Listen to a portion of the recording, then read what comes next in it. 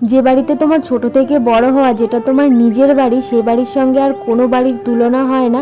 আর অন্য কোথাও যে কোনো জায়গায় গিয়ে তুমি ভালো মন্দ খেলে ভালো থাকলে সেটা কিন্তু কোনো কিছুই ম্যাটার করে না, নিজের বাড়ির ওপর অন্যরকম একটা মায়া, সেটা আজকে আমি আমার সিম্বাকে দেখে বুঝতে পারলাম।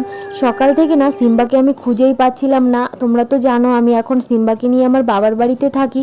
আজকে সকাল যখন 8:30 বাজে তখন আমি সিম্বাকে মাছ দিয়ে ভাত মেখে খেতে দিয়েছিলাম। তারপর থেকে না ওই 9টা নাগাদ বাজে, তখন থেকে আমি আর সিম্বাকে দেখতে পাচ্ছি না। বাড়িতে বসে 2 ঘন্টা ধরে খোঁজাখুঁজি করেছি, সারা পাড়া আমি খুঁজেছি, ডাকাডাকি করেছি।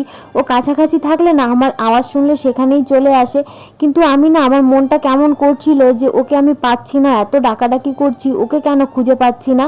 হঠাৎ করে আমার মনের মধ্যে কেমন একটা লাগলো, হয়তো ও নিজের বাড়ি চলে গেছে, মানে আমার শ্বশুর বাড়ি, যে বাড়িতেও ছোট থেকে বড়। আমার মনটা কেমন খুঁতখুত করছিল। তো তখন আমি মাকে বললাম, মা আমি একবার যাই খুঁজে আসি, দেখি ওই বাড়িতে গেছে কিনা। তো আমি বাড়িতে এসে প্রথমে ঘরের দরজাটা খুলেছি, দেখি ঘরের মধ্যে নেই। তো কি করব, আমি সামনের বাড়ি গেছি, কাকিদের বাড়ি। ওখানে গিয়ে কাকির কাছে জিজ্ঞাসা করছি, কাকি আমার সিম্বা কি এসেছিল? তো বলছে যে না দেখিনি সিম্বাকে। তো আমি ওখানে বসে বসে কথা বলছিলাম, সিম্বার একটু জোরে জোরেই বলছিলাম।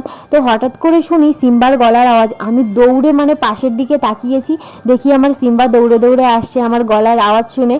তাহলে বুঝতেই পারছো, ও থাকে ওই বাড়িতে কিন্তু ওর একদম মন লাগে না, মানে দৌড়ে চলে এসছে এই বাড়িতে একটু ঘোরার জন্য। আমার বাবার বাড়ি থেকে শ্বশুর বাড়ি কিন্তু কাছাকাছি, কিন্তু তবুও ওর আসার জন্য কিন্তু অনেকটাই দূর।